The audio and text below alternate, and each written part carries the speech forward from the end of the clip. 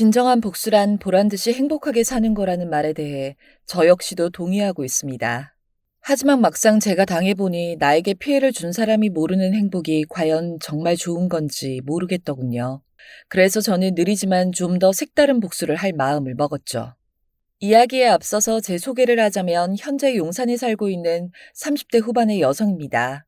20대 중반에 일찍 남편을 만나 결혼을 했죠. 그 사람은 좋은 사람이었어요. 분명 제가 알던 그때는 그랬죠. 배려할 줄 알았고 누구보다 마음이 따뜻한 사람이었습니다. 당시 에어컨 설치 기사 일을 하고 있던 남편과 저는 별다른 접점이 없었어요. 하지만 봉사활동을 하면서 알게 되었고 책임감 있고 착한 마음씨에 반해서 결혼을 결심하게 되었습니다. 그런데 집안에서의 반대는 심했어요. 사실 저희 집이 생각보다 많이 부유한 편이었기에 더욱 그랬죠. 얼굴도 보지 않고 무조건 반대를, 결국 결혼식에는 참석하셨지만 다시 돌아오라는 말을 제 얼굴만 보면 하실 정도로 남편을 봐주려고 하지 않았어요. 워낙 성격이 서글서글한 분들이었기에 저는 시간이 지나면 괜찮아질 거라고 그렇게 생각했는데 부모님은 굉장히 강경하셨습니다. 그전까지 쓰던 차량과 카드까지 모두 빼앗겼어요. 그래서 저희의 결혼 생활을 그렇게 수월하게 시작하지 못했죠. 시댁은 형편이 너무 좋지 않았고 저보다 5살 위인 남편 역시도 일을 시작한 지 얼마 되지 않아서 모은 돈도 없었어요. 그랬기 때문에 시작은 월세부터였습니다. 일정하지 않은 수익에 이것저것 제대로 사려고 하니 나가는 돈만 많았죠. 다달이 나가는 월세와 가스, 수도, 전기, 관리비, 휴대폰 요금까지 고정비를 내고 나면 남은 돈을 쪼개고 또 쪼개어서 써야 했습니다. 솔직히 그게 제 평생에 처음 겪어보는 가난이었다고 생각해요. 이전에는 뭔가를 아낄 필요도 이유도 없었는데 돈이라는 게 얼마나 무서운 건지 뼈저리게 느꼈죠. 돈 때문에 언성을 높이기도 했고 초반에는 제가 뭘 아껴야 하는지 몰라서 남편이 굉장히 힘들어했습니다. 그런 생활이 2년이 넘어가니 저도 익숙해지긴 하더라고요. 물건을 이리저리 비교해보고 가장 저렴한 식품을 샀고 늦은 저녁에 마트에 가면 신선도가 떨어진 제품을 싸게 파는 것을 살 줄 알았고 전기를 끄고 다니고 가스를 아끼고 집에서는 옷도 껴입었죠. 그래도 그 사람과 함께였기에 저는 괜찮았습니다. 가난이 싫은 건 불편하기 때문이었지 불행하기 때문은 아니었거든요. 우리 부부는 고민 끝에 아이를 가지는 걸 뒤로 미루기로 했습니다. 너무나 당연하게도 시어머니께서는 이 일에 엄청나게 반대하셨어요. 허락을 구하기 위해서 부탁해봤지만 막무가내로 나오셨습니다. 취여? 여자가 그냥 애나 낳고 기르고 남편 뒷바라지만 하면 되는 거지. 사회생활? 그것도 경험이 많아야 할 수 있는 거지. 여자가 어딜? 엄마, 이 사람이 얼마나 공부도 많이 하고 유학도 다녀왔었고. 뭐? 유학? 내가 어디서 들었는데 유학 다녀온 여자애들이 그렇게 거기서 남자도 만나고 그런다더라. 그것도 외국 남자들로 말이야. 아, 엄마는 또 어디서 이상한 걸 들어서는. 전 3년 동안 저희 어머니랑 같이 있었어요. 아이고, 극성이네. 결혼할 때도 그렇게 내 아들을 못 잡아먹어서 안달이더니 자식 새끼 감싸두는 여자들 치맛바람이 이래서 무서운 거야. 엄마, 말을 왜 그렇게 해? 남편이 핏대를 세우면서 시어머니에게 따져 물었죠. 아이고, 귀청 떨어지겠다. 말이 그렇다는 거지. 여자가 밖으로 돌면 결국에 바람만 나는 거야. 그럼 집안이 어찌 되겠냐고, 어? 솔직히 나보다 이 사람의 학력도 좋고 취업하면 돈도 많이 벌걸? 순간 시어머니의 눈빛이 바뀌더군요. 뭐? 그 정도야? 확실하니? 시어머니는 제게 대답을 하라는 듯이 눈썹을 치켜 올리셨습니다. 아마도 그러지 않을까요? 잘 되면요. 무슨 100%지. 나보다 2배는 더 벌걸? 그렇게 결혼 2년 만에 저는 일자리를 찾게 되었죠. 일자리를 구한다는 건 생각보다 어려운 일이었어요. 하지만 반년 정도의 노력 끝에 원하는 곳에 취직을 하게 되었습니다. 솔직히 힘들기는 정말 힘들었어요. 반복되는 야근이나 업무량도 그렇지만 무엇보다 인간관계가 가장 저를 지치게 만들었던 것 같습니다. 그래도 남편도 저도 일을 하니 확실히 돈 문제가 이전처럼 크게 다가오진 않았죠. 2년 정도가 지났을 때부터는 실제로 남편의 월급의 2배 이상을 벌었고요. 그런데 그때부터 남편이 일을 그만뒀다가 다시 하기를 반복했습니다. 그 사람도 그간 많이 지쳤을지도 모른다는 생각에 저는 그런 남편에게 잔소리 한번 하지 않았어요. 서로가 힘들 때 힘이 되어주고 누군가 쉬고 싶을 때 온전히 저를 희생하는 것. 그게 부부라고 믿었기 때문이죠. 하지만 쉬는 정도가 반년을 넘어 거의 1년 가까이 되었을 때 저는 터지고 말았습니다. 남편이 다짜고짜 제게 자신의 여동생을 돕자고 하더군요. 저는 너무 어이가 없어서 되물었습니다. 아가씨가 뭘 준비한다고? 공무원을 하겠다잖아. 대견하지 않아? 우리가 좀 도와야지. 공무원? 그게 시작하면 얼마나 걸릴지도 모르는데 그걸 한다고? 그리고 집에서 그냥 하면 되는 거지. 무슨 기숙사 학원까지 보내. 의지가 그렇다는 거지. 그리고 집은 공부할 환경이 아닌 거 알잖아. 아, 자기는 모르는 거야. 아니면 모르는 척 하는 거야? 뭘? 남편이 느리게 눈을 깜빡이는데 머리를 한 대 때리고 싶은 욕망에 사로잡히더군요. 지금 시부모님 다달이 용돈 드리고 있고 아가씨 용돈도 따로 나가고 있어. 거기에 우리 고정비며 생활비며 당신이 먹고 입고 쓴 카드 비용까지 모두 내 월급에서 나가고 있다고. 심지어 당신 부모님 보험료까지도 말이야. 그건 나도 고맙게 생각해. 하지만 동생이 그런 결심을 했는데 우린 가족이잖아. 그 정도는 도우려는 신용이라도 해야지 않아? 신용? 지금 말 다 했어? 공무원 준비하는데 돈이 얼마나 드는 줄 알아? 고시원이랑 학원비, 독서실비만 해도 최소 100 이상은 나올 텐데. 밥은? 밥은 안 먹고 그냥 공부만 해? 그럼 아무리 적게 줘도 150이야. 기숙사? 아휴, 모르긴 몰라도 다 포함된 거니까 그건 더 비싸겠지. 그런데 신용? 그럼 애가 꿈이 생겼다는데 그냥 포기하라고 그렇게 말해? 형편에 맞게 하라는 거지. 집에서 못 도와줄 거 알고 본인도 못하면 일을 하면서 공부를 하든가 아니면 뭐 편의점 아르바이트라도 하면서 하든가. 꿈이라면서 그 정도 노력도 없이 돈만 바라는 게 정상이야? 그럼 지금 내 동생이 비정상이라는 거야?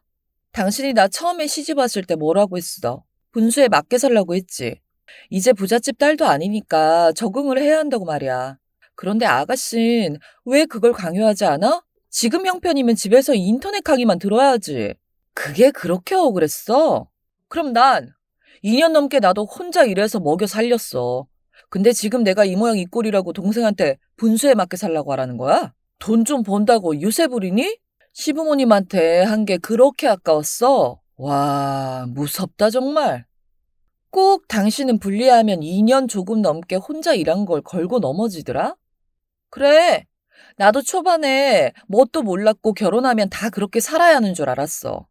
근데 결국 나도 이렇게 일하고 있고, 지금 당신이 일 그만두고 쉰 기간보다 훨씬 많이 일했고, 주말도 없이 일했어. 그런데 뭐? 돈 번다고 유세를 부려? 그럼 이게 유세지 아니야? 그까지도 얼마나 한다고. 아이고, 됐어. 내가 일 구해서 동생 도와줄 테니까 당신 마음대로 해. 그날 이후에 일을 시작한 남편은 정신 차리고 제대로 하는 듯 하더니 결국은 한 달을 채우지 못하고 퇴사를 했습니다. 그렇게 오로지 아가씨의 뒷바라지는 제 몫이 되어버렸죠. 저 하나 벌어서 남편과 함께 살았다면 그럭저럭 모자라지 않게 살았을 텐데 시댁 식구들까지 모두 챙겨야 하니 제가 번 돈은 한 푼도 모을 수가 없었습니다. 신혼 초에 살았던 월세에서 전세까지는 이동을 했지만 내 집 마련의 꿈은 절대로 불가능에 가까웠죠. 정말 월급은 통장을 스치는 수준이었습니다. 모으는 재미도 쓰는 재미도 없어서 그런지 저도 일할 맛이 나지 않았어요. 깨진 독에 물을 퍼붓는 느낌이었달까요? 삶과 돈, 일에 지쳐갈 때쯤 저는 저희 부모님과 마주하게 되었습니다. 야속하게도 부모님 두 분의 얼굴에는 세월의 흔적이 한눈에 봐도 크게 자리 잡고 있었어요. 포도 넝쿨처럼 얽힌 주름, 야윈 것 같은 몸, 부쩍 작아진 어깨, 눈물이 핑 돌았습니다. 어머니는 제 손을 놓으면 떨어질 사람처럼 꽉 잡고는 눈을 붉히시며 말하시더군요. 독한 것. 우리가 먼저 안았으면 평생을 안 보고 살았겠네?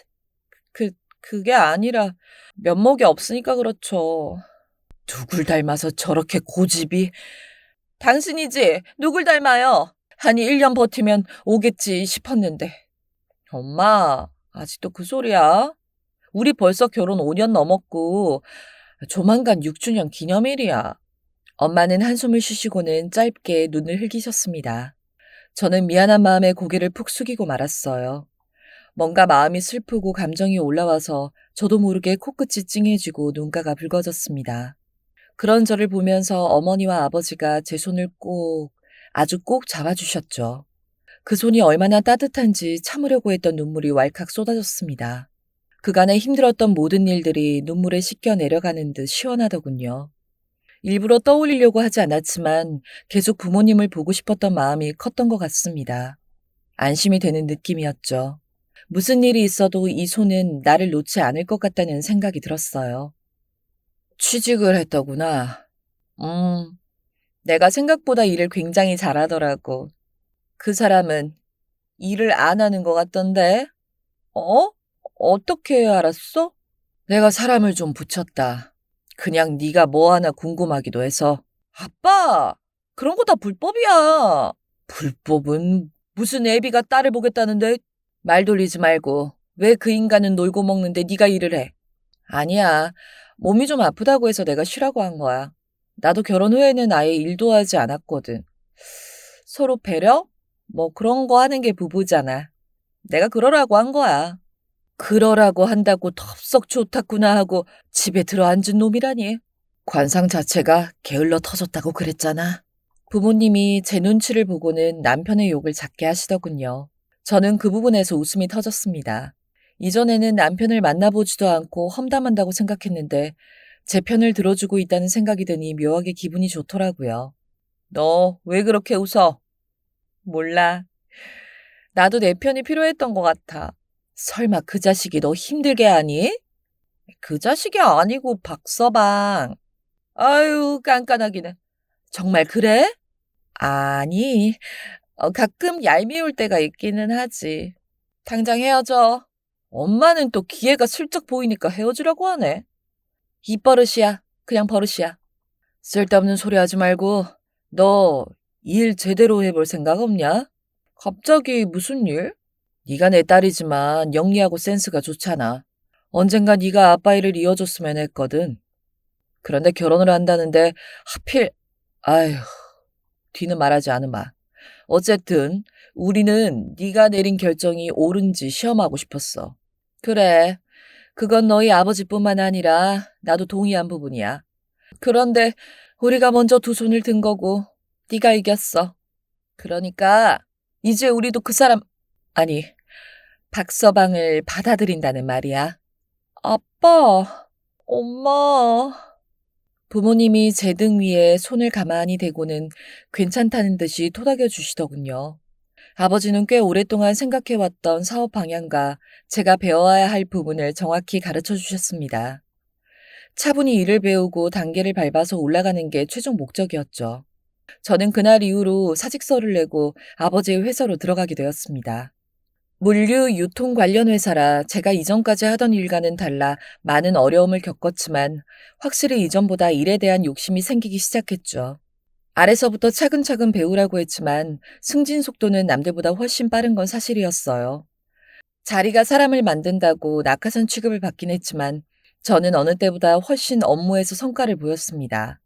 결국 그 일로 업무 능력을 인정받게 되기도 했고요. 연봉 역시 자연스럽게 높아졌죠. 멀쩡한 회사를 그만두겠다고 했을 때 정색을 하던 남편과 시댁 식구들도 나중에는 더 좋아하더군요. 내가 이럴 줄 알았어. 어떤 부모가 자식을 절대로 안 봐? 결국 자식 이기는 부모는 없다는 게 증명된 거라니까. 그런가? 어쨌든 당신이랑도 자주 보고 한다니까. 그래? 그렇단 말이지? 아, 진짜 잘 보여야겠네. 그치? 아버지 회사에 들어가게 되고 2년 정도까지는 정말 좋았습니다. 대출을 끼긴 했지만 훨씬 좋은 집으로 옮기게 되었고 남편도 자극을 받았는지 부지런하게 일을 하더군요.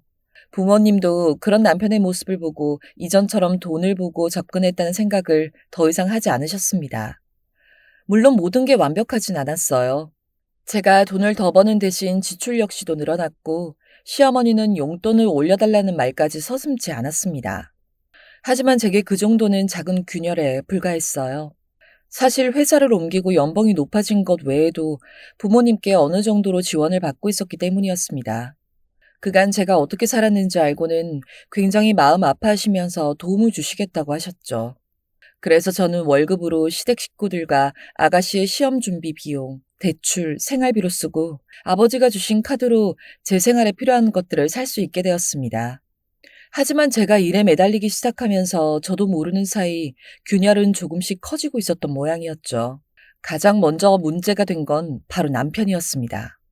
초반에는 저희 부모님 눈치를 보는지 꾸준히 일을 했었지만 어느 순간부터 또 예전으로 돌아봤죠. 허리가 좋지 않다면서 일을 몇 번 빠지기 시작하더니 한 번은 직장 동료와 크게 싸운 일로 경찰서까지 가야 했습니다. 황급하게 경찰서로 달려간 저는 그 상황을 보고 말문이 막혔어요. 가관이 따로 없었죠. 입술에 피가 터지고 멍이 든 상대는 저를 보자마자 비아냥거리기까지 하더군요. 그렇게 자랑자랑하던 아내분이신가 봐요. 엄청난 부자라며? 저는 대꾸하지 않고 남편을 보았습니다.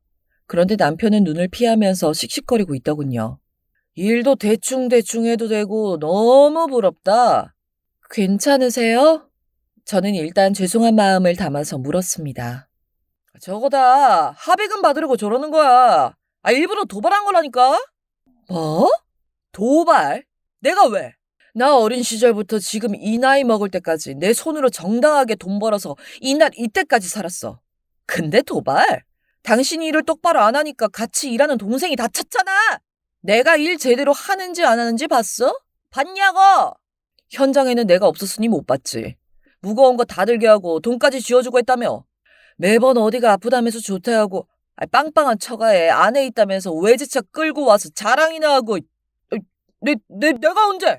찰나의 순간 남편의 얼굴에는 당황하는 기색이 보였죠. 합의금? 그런 건 다 필요 없어. 두 손 두 발 멀쩡하니까 일해서 벌면 그만이야. 우리 일이 아무리 기피하는 직종이라고 난 기생충처럼 안 살아. 괜히 나와서 사람들 기죽이지 말고 차라리 그만둬라. 너랑 일 같이 하는 사람들이 오히려 힘들다고 퇴사하고 있으니까. 너만 빠져주면 내가 그냥 넘어갈게. 뭐? 기생충? 너, 내가 너보다 나이가 더 많아. 남편이 삿대질을 하면서 언성이 높아지자 중간에 경찰관이 무미건조한 목소리로 싸움을 중재했습니다. 저는 그 일로 남편이 그간 어떤 마음으로 회사에 나갔는지 알게 되었죠. 저 몰래 외제차를 계약해서 타고 다닌 것은 둘째치고 오로지 저희 부모님에게 잘 보이기 위해서 열심히 다니는 척 했던 겁니다. 그렇게 받은 월급으로는 외제차 할부금을 내고 2인 1조로 일을 할 때마다 동료에게 돈을 주면서 일은 일대로 빠지고 있었던 거였죠. 화가 머리끝까지 났지만 일단 상황이 상황인 만큼 침착하게 상황을 수습했습니다. 여보? 그래. 이 친구 말은 그러니까 화가 나서 막 그걸 따지기 전에 때렸으니까 사과부터 해야지. 아니, 이 인간이 먼저 비아냥거리고 당신도 봤잖아. 여보, 사과해야지. 상대가 원하는 게 정말 자진 퇴사일 줄은 몰랐어요. 그 사람은 합의고 뭐고 남편을 다신 보고 싶지 않다고 했죠. 하지만 저는 치료비를 억지로 드렸습니다. 한사코 받지 않으려는 걸 보고 중립에 놓고 있던 기어를 진실의 방향으로 돌렸죠. 맞은 것에 대한 분풀이 혹은 화가 나서 한 말이 아니라는 게 확실해졌습니다. 저는 집으로 돌아와서 남편을 추궁했고 일부가 진실이라는 걸 실토하더군요. 외제차에 관한 건 인정하고 사과했지만 일을 제대로 하지 않은 건 절대 부정했습니다. 심지어 목에 핏대를 세우면서까지 말이죠. 부러워서 그런 거라니까? 진짜. 내가 당신 자랑을 좀 했어. 그게 전부야. 부인이 능력이 있다. 그래서 나도 열심히 해야 한다. 그런데 그게 배가 아픈지 자꾸 시비를 걸었다니까. 기생충이네 뭐네 생각해봐. 어떤 정신을 가진 인간이 사람한테 기생충이라고 해? 그런데 당신이 일을 빠지거나 안 나가거나 하는 날이 많았잖아. 상사한테 물어봐. 진짜라고. 그 친구가 더 이상하다고 할걸? 못 믿어? 남편을? 고작 그런 놈 말을 믿는 거야. 그래, 확인해봐. 남편이 그렇게까지 하니 저도 더 이상 따질 수가 없었어요. 실제로 너무나 당당하게 회사로 전화를 걸기까지 했고 남편의 상사는 모든 게 오해에서 비롯되었다고 말해줘서 저도 물러날 수밖에 없었죠. 그런데 그러고 일주일인가 열흘 정도 지났을 때 모르는 번호로 전화가 왔습니다. 별 생각 없이 받아보니 바로 남편에게 맞은 그 사람이었죠. 제가 억지로 넣은 합의금 봉투 안에 있는 명함을 보고 연락을 준 거였습니다. 경찰서에서 봤을 때와는 전혀 다른 정중한 말투로 만남을 요청하더군요. 혹시나 몸이 어디 아픈 건 아닐까 하는 마음에 반차를 쓰고 나와서 약속 장소로 향했습니다. 저번보다 멀끔한 차림으로 저를 보더니 꾸벅 인사를 하더군요. 다행히 붓기가 가라앉았는지 작은 반창고만 눈가에 붙이고 있었습니다. 남편과 다툼이 있던 동료라 예감이 좋진 않았어요. 혹시 돈을 더 요구하려나 하는 생각도 들었지만 일단 예의를 갖췄습니다. 몸은 좀 어떠세요? 혹시 치료비가 더 필요하시거나. 저 회사에서 잘렸습니다. 네? 지금 뭐라고? 저 잘나신 당신 남편 때문에 잘렸다고요. 정말 어이가 없어서. 저희 남편 때문이라고요? 혹시 저번 싸움 때문에 당신 남편 그렇게 회사를 소풍 다니듯 나갔다가 말았다가 그러는데 회사에서는 왜 그냥 가만히 뒀을까요? 그쪽 큰 회사에서 직급이 높다고 들었는데 당신이라면 남편 같은 사람 어떨 것 같으세요? 그 말은 제 남편과 상사가 친하다. 아니, 그 이상이다. 단순히 친한 정도라면 일을 잘하고 있는 사람을 굳이 자르기까지 하진 않았을 거란 확신이 들어서 저는 생각을 바꿔 말했어요. 남자가 정확하게 맞췄다는 듯 조용히 고개를 끄덕이더군요. 그리고는 뒤이어 충격적인 이야기를 털어놨습니다. 그쪽 남편은 일을 하러 와서 늘 술을 마시러 나갔습니다. 술이요? 설마 냄새가 나거나 하진 않았는데? 아침부터 마셨으니까요. 술이 다 깨면 들어가는 거겠죠. 그걸 위에 놈들이랑 같이 했어요. 한마디로 접대죠.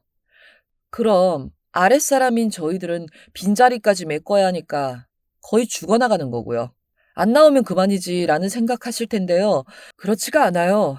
그쪽 남편은 일을 하는 것에 대한 걸 타이틀이라고 부르더군요. 타이틀?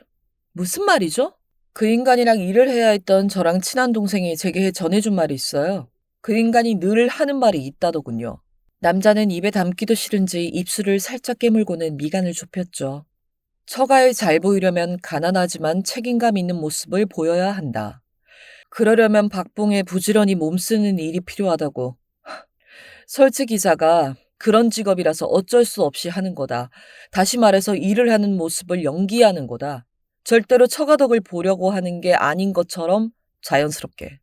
순간 온몸에 소름이 돋았습니다. 설마 하는 마음에도 남편이 일을 수시로 나가지 않던 게 걸렸습니다. 그럴 리가 없어요.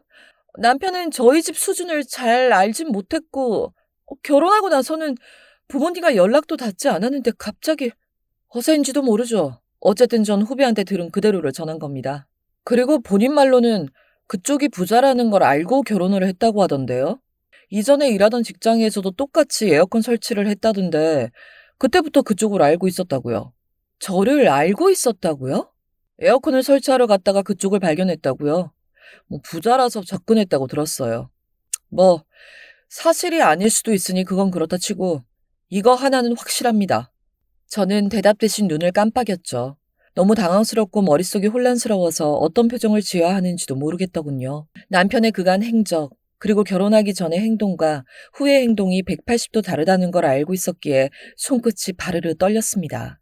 어쩌면 저는 봉사활동에서 우연히 만난 남편이 저를 보면서 환하게 웃어 보이는 장면을 떠올리며 입술을 깨물었죠. 이것저것 설명하던 남자가 눈치를 보더니 조심스럽게 이야기를 다시 꺼냈어요. 사실 그 녀석한테 상간녀가 있어요. 저는 손바닥을 보이며 그만하라는 신호를 보냈습니다. 저기요, 애초에 저한테 이런 걸 말하는 이유가 뭐죠? 당연한 거 아닌가요? 그쪽이 믿어주든 안 믿어주든 그놈 엿먹이려고 하는 거죠. 그리고 생각보다 당신이 이상한 사람이 아니라서 안타까워서 도와주는 겁니다. 그게 무슨 뜻인지 경찰에서 그쪽 보기 전까지는 부부는 똑같다고 생각했거든요. 그런 놈이라면 여자도 똑같을 거다 생각해서 그래서 제멋대로 비아냥거리고 이죽거리면서 그쪽을 대하긴 했습니다. 그건 죄송하게 생각해요. 남자는 자신의 말에 맞춰서 고개를 깊게 숙였다가 들었습니다. 그런데 아니더라고요. 그쪽은 제가 상상했던 사람이 아니었어요. 시비 거는 저한테 먼저 괜찮은지 물었고 사과도 해주셨고요. 그래서 그쪽을 돕고 싶어졌죠. 그놈한테서 당장 도망치라고. 네. 그 남편의 여자는 어떤 여자죠? 남자가 휴대전화를 내밀었고 그 안에는 영상이 담겨 있었습니다. 영상 속은 계단이었는데 계단 아래를 비추면서 카메라가 흔들리고 있었어요. 남편이 누군가와 통화를 하는 모습이었습니다. 목소리는 영상과 함께 생생하게 들렸어요. 사랑한다는 말과 보고 싶다는 말과 징그러운 웃음소리가 섞여 있는 영상이었습니다. 카메라가 흔들리긴 했지만 남편이 확실하다는 건 알겠더군요. 적어도 저와 통화한 내용이 아니라는 건 확실했습니다.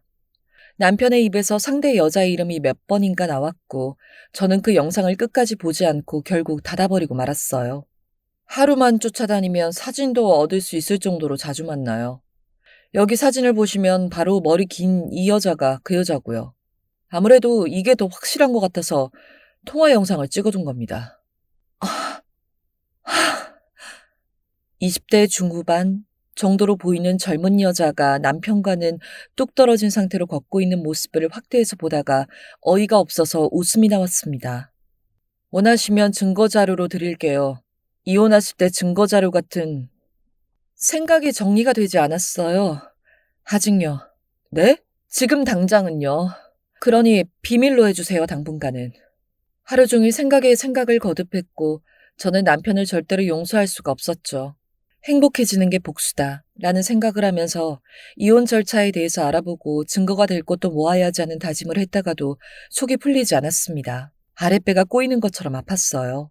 그래서 저는 결심했습니다. 내가 할 수 있는 최대한의 복수를 하자. 여자를 찾아가서 머리채를 잡고 물을 뿌리고 협박을 하고 남편의 등을 꼬집고 때리는 건 제 스타일이 아니었어요. 저는 조용하지만 누구보다 잔인하게 복수를 할 계획이었습니다. 하지만 도통 새로우면서도 완벽한 복수의 방법이 떠오르지 않았어요.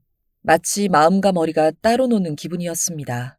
그런데 생각보다 아이디어가 금방 떠올랐고 기회는 빨리 오더군요. 바로 아가씨가 결혼을 하려고 한다는 거였습니다. 매번 그놈의 돈, 돈, 돈. 처음에는 불쾌한 기분이 들었지만 생각해보니 그들이 가장 좋아하는 돈이라는 게 얼마나 무서운 건지 제대로 깨닫게 해줘야겠다는 생각이 들었어요. 그렇게 저는 갈피를 잡지 못하던 복수의 방향을 결정하게 되었습니다. 여보, 동생이 이번에 결혼을 하고 싶다고 하더라. 결혼? 공무원 준비는? 그만두는 거야? 뭐, 시험을 몇 번이나 봤는데 계속 떨어지고 그러니까 뭐, 할 맘이 없겠지. 모은 돈도 없지 않아? 그렇긴 한데, 사실 그게 임신을 했다네. 뭐? 임신? 상대는 누군데? 같은 공무원 준비생이라고 하던데, 뭐 집안이 나쁘진 않대. 그런데 그래도 배 나오기 전에 결혼식을 해야 하니까. 지금 나더러 아가씨 결혼 준비까지 힘써달라, 뭐, 그 말이야? 그게 말이야. 그래, 그래야지. 그런데 나 대충은 안 할 거야, 이왕에 하는 거. 남편의 얼굴이 순간 화색이 돌더군요. 당신 진짜 너무 멋진 거 아니야? 와, 최고야, 최고. 그리고 당신도 그 나 몰래 산 차 3년 정도 탔다고 했지. 뭐, 그렇지. 그 차는 팔고 더 좋은 걸로 뽑자. 뭐? 진짜요? 나 사주게? 인생은 한 번 아니야? 그냥 멋지게 사는 거지. 시어머니도 친구분들 모아서 해외여행이라도 보내드릴까 하고 생각 중이야. 굳이 친구들까지? 너무 무리하는 거 아니야? 어머님 기도 좀 펴드리고, 무엇보다 딸이 시집가면 많이 허전하실 거잖아. 그러니까 기운 좀 나시라고. 아, 맞다. 우리 아버지 명의로 된 이 근처에 빌라가 하나 있어. 어, 빌라? 음, 지금 있는 집은 그냥 나오고 거기로 들어가시면 어떨까? 그 빌라에? 꽤 비싼 곳 아니야? 당연히 공짜지. 그러니까 어머님이랑 아가씨 살면 좋을 것 같아. 전세금으로 뭐 가구를 새로 하든가 해도 좋으니까. 그치? 남편은 기뻐서 방방 뛰더니 저를 번쩍 안아들고 두 바퀴를 돌았습니다. 저는 속으로 그 여자한테도 이렇게 해줬겠지 하는 생각을 하면서 차가워진 표정을 빠르게 관리했어요. 남편에게 넉넉하게 용돈도 주고 시댁에도 마찬가지였습니다. 아가씨에게도 명품 가방을 선물하며 임신을 축하해줬어요. 갑작스러운 제 변화에 다들 놀란 눈치였지만 싫지는 않은지 빠져나오는 웃음을 여기저기 흘리고 있었습니다. 친구들에게 자랑을 하는 시어머니와 차량 카탈로그를 들고 와서 거실에서 보고 있는 남편, 유명한 디자이너 드레스를 보는 아가씨를 보면서 저는 이를 부득 갈았죠. 저는 복수라는 목표를 위해서 그들을 위한 거라면 아낌없이 돈을 썼어요. 하지만 결정적인 부분은 제가 절대로 돈을 쓰지 않았습니다. 이를테면 남편의 자동차 계약은 당연히 남편 이름으로 하게 했고, 결제 역시도 남편의 카드로 나가게 했어요. 그리고 아가씨 역시 마찬가지였습니다. 모두 당연히 제가 대신 카드 비용을 지불해 줄 거라고 믿었고, 실제로 몇 달은 그렇게 했어요. 돈이 있으니 모든 게 해결이 되었고, 시어머니는 저만 보면 입이 귀에 걸리셨습니다. 마침 당신이 나한테 일을 아예 그만두라기에 내가 가만히 생각을 좀 해봤다. 근데 말이야, 나 사실 사업을 제대로 해보고 싶어졌어. 진심으로. 사업? 무슨 사업? 뭐, 좀 명한 좀 있고, 떡하니 명패도 있고, 당신한테 견주어도 부끄럽지 않을 정도로? 구상된 건 아닌가 봐. 뭐, 언제까지 놀고 먹으면서 당신 돈 쓸 수는 없잖아. 난 상관없어, 놀아도. 근데 사업하고 싶다면 그것도 괜찮아. 뭐든 당신이 원하는 걸 하면 되는 거야. 잘 알아보고 말해줘. 와, 당신 정말 최고다. 이런 여자를 내가 어떻게 만났을까? 저는 이 짓을 꽤 오래 했어요. 거의 2달 동안 거액의 돈을 썼죠. 모두 제가 번 돈이었고 힘들게 저축한 돈이기도 했습니다. 하지만 그들의 허영은 끝이 없더군요. 끊임없이 필요했고 쉬지 않고 손을 벌리더군요. 남편도 초반에는 고맙다, 아내가 최고다 이랬지만 나중에는 말도 없이 제 지갑에 손을 댔고 카드까지 알아서 가져가서 썼어요. 그리고 제가 선택한 날은 바로 아가씨의 결혼식 바로 일주일 전이었습니다. 모든 비용을 다 제 이름으로 제가 지불했기에 스튜디오, 드레스, 메이크업, 결혼식장, 혼수까지도 환불 처리를 진행했어요. 일부는 환불이 되지 않거나 계약금만 빠지기도 했지만 하나도 아깝지 않았습니다. 뒤늦게 소식을 들은 아가씨로 인해 시댁 식구들과 남편이 사실을 알게 되었고, 저는 그때 이혼을 하겠다고 시댁 식구들 모두를 불러놓아 통보를 했어요. 남편은 무슨 말인지 이해도 하지 못했는지 장난이 지나치다고 말하더군요. 뭐? 이혼? 내가 잘못 들은 거지? 그런 거지? 아, 진짜 저기 왜 그러는데, 혹시 다른 사람 생긴 거야? 언니가 왜 바람을 펴? 말이 되는 소리를 해야지. 그런데 언니 저한테 왜 그러는데요? 저한테 왜? 갑자기 왜 이러는 건데요? 식장도 여행사도 다 취소했다고 그러고, 아까 연락이 왔는데 이거 무슨 실수로 그런 거 맞죠? 이혼, 뭐, 그런 것 때문에 설마 저한테 해준 것도 다 가져가시겠다. 어머, 그런 거 아니죠? 청첩장도 다 돌렸는데. 언니, 혹시 제가 무슨 잘못했어요? 너만 빠진다고? 이혼은 이혼이라 이거야? 시끄러! 당장에 동생 결혼인데 그럼! 와, 진짜 이기적이고 개념 없네. 여보, 정말 왜 그래, 그래! 입 꾹 닫고 있지 말고 똑바로 말 좀 해봐라. 우리 딸한테 이러는 이유가 뭐야? 갑자기 왜? 정말로 다른 사람이라도 생긴 거야? 그래서 이혼 소리해! 바람은 내가 아니라 어머님 아드님이 하셨거든요. 순간 찬물을 끼얹은 것처럼 집안에 한가득 정적이 흘렀습니다. 이내 시어머니는 뒷목을 잡았고 남편은 입만 크게 벌렸어요.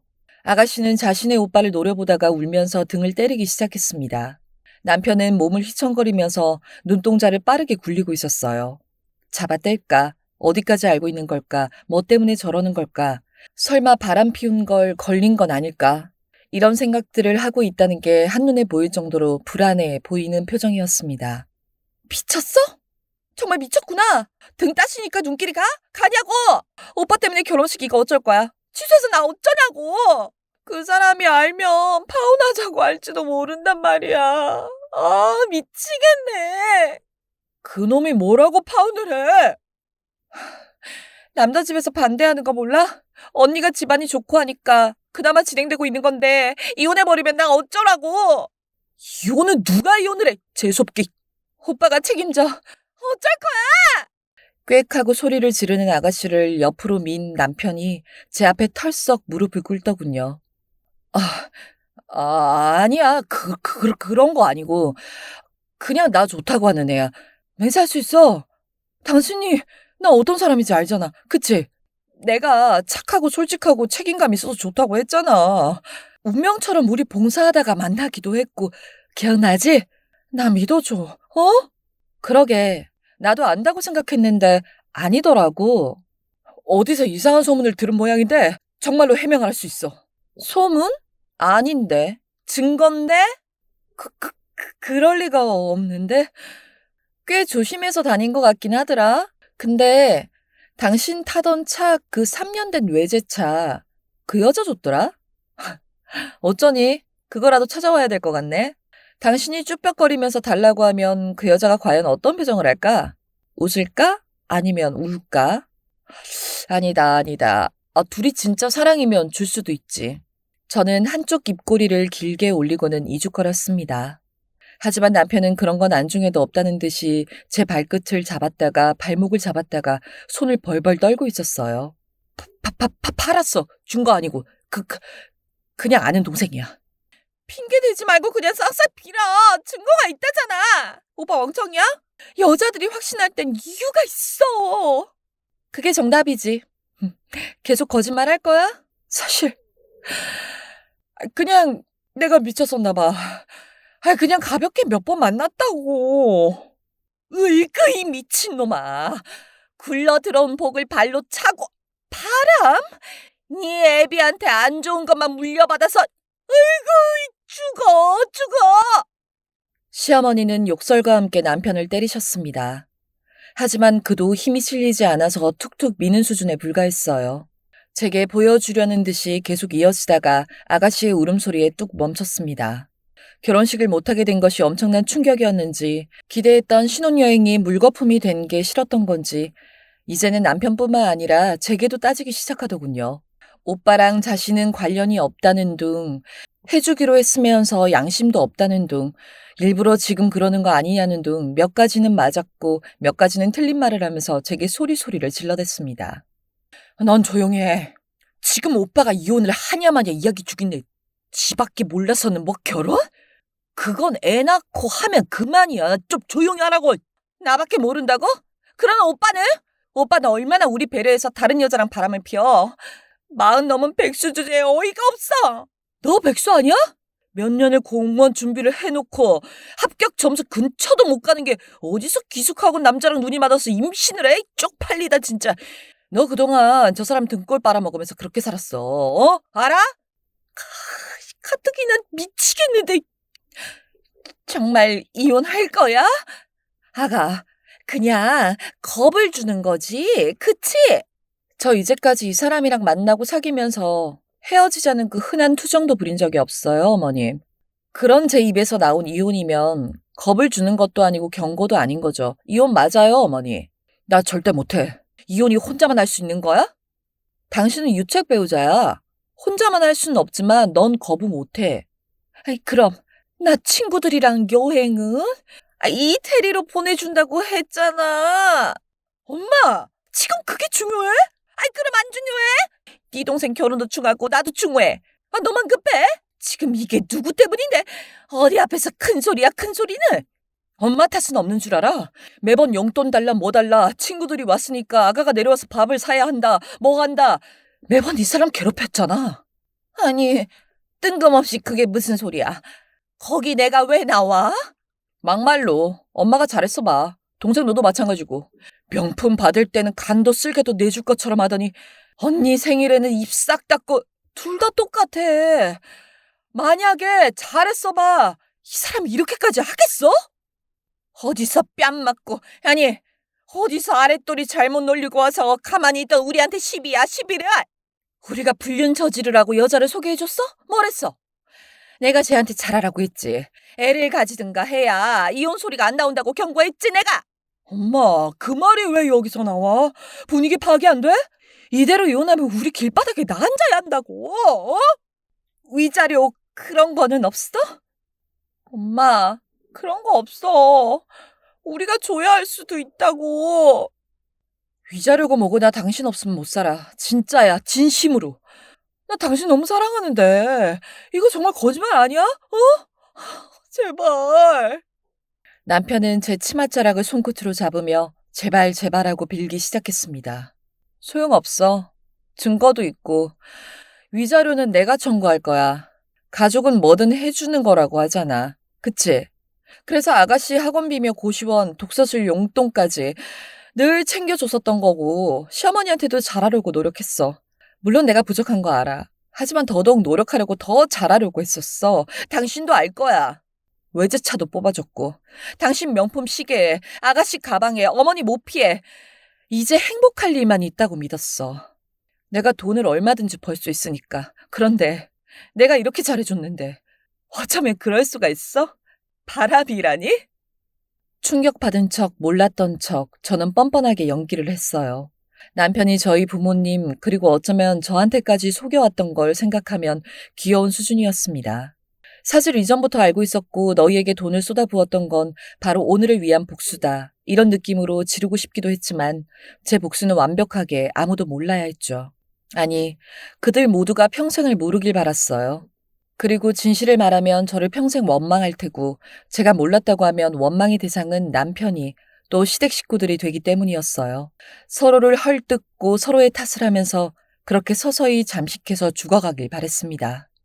언니, 제가 오빠 대신에 빌게요. 응? 언니. 아가, 나도 이렇게 빌 테니까 다시 생각해봐라. 어? 늙은 날 봐서라도 이번 딱 한 번만 안 될까? 제발 부탁이다. 언니, 실수였을 거예요. 잠깐 실수요. 그치? 그래, 실수했어. 하도 좋다고 하니까 그냥 실수로. 실수는 화장실 앞에 두고 바지에 똥 싸는 게 실수고. 그게 딱 3년 전의 일이죠. 이제 해가 바뀌었으니 4년째에 접어든다고 할 수 있겠네요. 이혼은 했습니다.